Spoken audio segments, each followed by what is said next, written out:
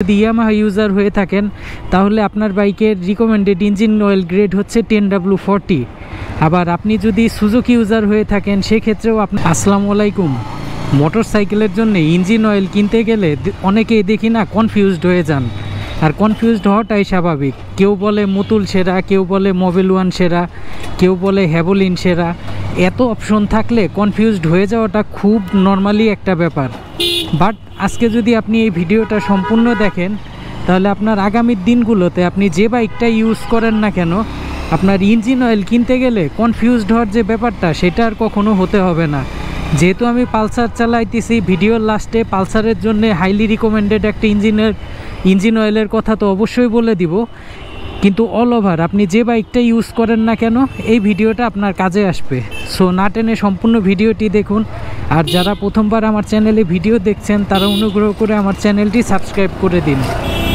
তো আপনার জন্য কোন ইঞ্জিন অয়েলটা বেস্ট হবে এটা সিলেক্ট করার আগে আপনি কোন ধরনের রাইডার, আপনি কি কাজে আপনার বাইকটা ইউজ করেন এটা আপনার সিলেক্ট করে নিতে হবে।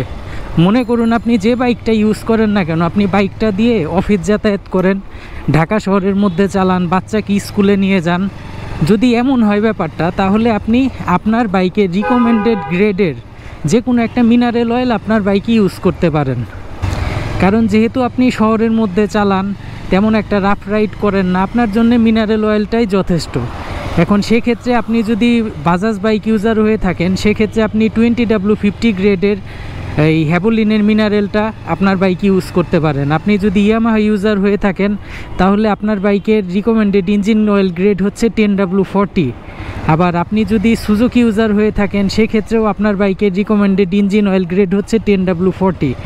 আপনি যদি হোন্ডা এবং হিরোর ইউজার হয়ে থাকেন আপনার বাইকের রিকমেন্ডেড ইঞ্জিন অয়েল গ্রেড হচ্ছে 10W30। তো এই গ্রেড ঠিক রেখে আপনি একটা মিনারেল অয়েল আপনার বাইকে ইউজ করতে পারেন। এরপর আসি যারা সিটি রাইডও করেন, মাঝে মাঝে হাইওয়েতেও যান, অবসর টাইমগুলোতে লং ট্যুরেও যান, তাদের জন্য কোন ইঞ্জিন অয়েলটা বেস্ট হবে।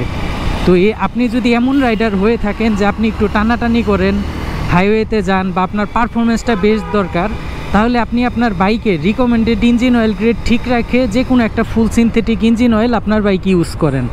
তো সেই ক্ষেত্রে আমি রিকমেন্ড করি সবসময় মুতুলের 7100 যেটা অরিজিনাল ইঞ্জিন অয়েল সেটা নিজের বাইকে ইউজ করতে।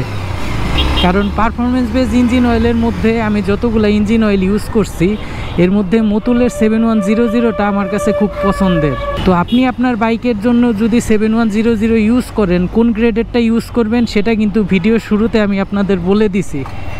তো ওই পার্টটা একটু দেখেন তাহলে আপনি বুঝতে পারবেন আপনার বাইকের ইঞ্জিন অয়েল গ্রেডটা আসলে কোনটা। এবার আসি যারা মোটর সাইকেল দিয়ে হচ্ছে বিভিন্ন ডেলিভারির জব অথবা রাইড শেয়ার করে থাকে তাদের কোন ইঞ্জিন অয়েলটা ইউজ করা উচিত। আমার মতে যারা মোটর সাইকেল দিয়ে রাইড শেয়ারিং করে সে ভাইদের অবশ্যই একটা ফুল সিনথেটিক ইঞ্জিন অয়েল নিজেদের বাইকে ইউজ করা উচিত।